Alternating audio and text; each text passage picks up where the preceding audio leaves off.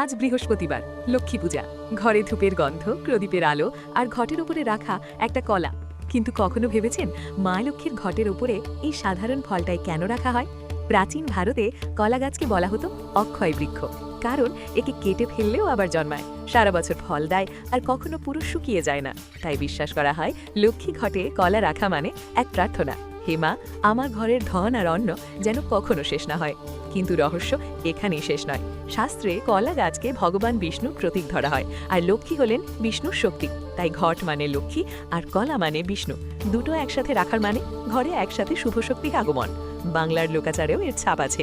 দুর্গাপূজার কলা বউ আসলে একটি কলা গাছ, যাকে লক্ষ্মীর অংশ মনে করা হয়। সেখান থেকে লক্ষ্মী ঘটের ওপরে কলা রাখার প্রথা শুরু। আর একটা গভীর সত্য, লক্ষ্মী শুধু টাকার দেবী নন, তিনি অন্নের দেবী। কলা এমন এক ফল, পাতা, কাণ্ড, খোসা সব কাজে লাগে, ক্ষুধা নিবারণ করে, দান করা যায়। তাই পূজায় কলা রাখা মানে শুধু প্রসাদ নয়, এটা এক প্রার্থনা, মা, আমার ঘরে যেন কখনো অন্নের অভাব না হয়।